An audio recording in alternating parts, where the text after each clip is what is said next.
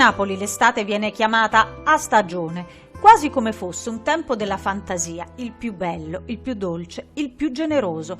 E non è un caso se la stagione teatrale 2023-2024 del prestigioso Teatro Trianon Viviani, o come si dice a Napoli, o Trianon a Forcella, con la direzione artistica per il secondo triennio consecutivo di Marisa Laurito, si intitoli proprio Una bella stagione, addirittura con 2 G perché, come diceva Totò, abondandis in abbondandum, e il cartellone del Trianon Viviani è infatti un invito al teatro, nel segno di Raffaele Viviani, eclettico attore, commediografo, poeta. Marisa Laurito, tra le attrici e le artiste più brave del panorama italiano, allieva di Edoardo De Filippo, stella e protagonista della grande TV d'autore di Renzo Arbore, madrina della cultura napoletana nel mondo, in questi anni di direzione artistica ha fatto del Teatro Trianon un polo culturale inclusivo attraverso gli spettacoli e con diverse iniziative per il quartiere e per la città.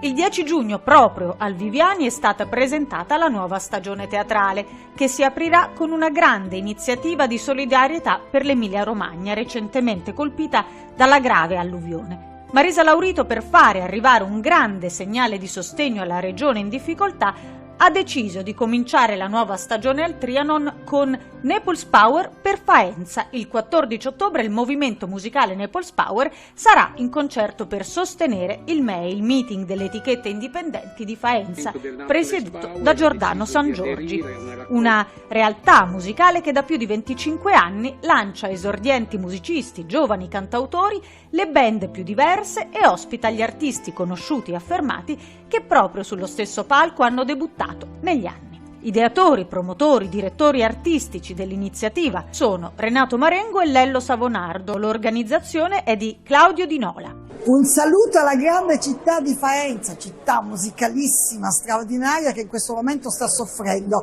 Allora Renato Marengo e Savonardo mi hanno chiesto di accogliere questa vostra, come dire, meravigliosa offerta, proposta di fare un concerto qui al Teatro Trianon Viviani. Inauguriamo una bella stagione con voi, speriamo che possa essere fruttuosa. Tanti dei nostri amici straordinari professionisti verranno a cantare per voi e insieme a voi, e spero di abbracciarvi presto.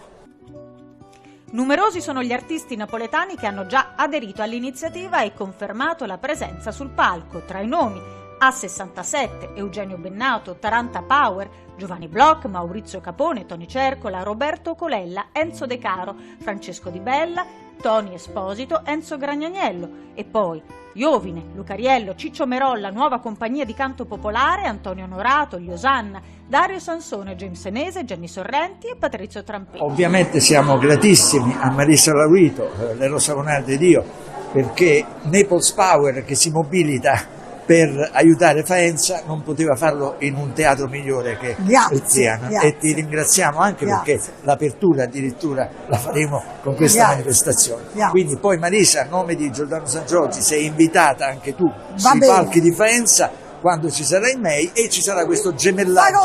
Farò di tutto per esserci. Grazie a voi. Faenza Power a Napoli. La musica e il teatro uniscono, lo sapeva bene l'allora giovanissimo Edoardo De Filippo quando, nel 1920, per la sua farmacia di turno, voleva scritturare proprio il bravissimo e già famosissimo Raffaele Viviani. Marisa Laurito ha raccolto il testimone della più nobile tradizione del teatro e della canzone napoletana. Il Trianon, con i suoi protagonisti, ci racconta che a Napoli la vita è bella, in teatro anche di più.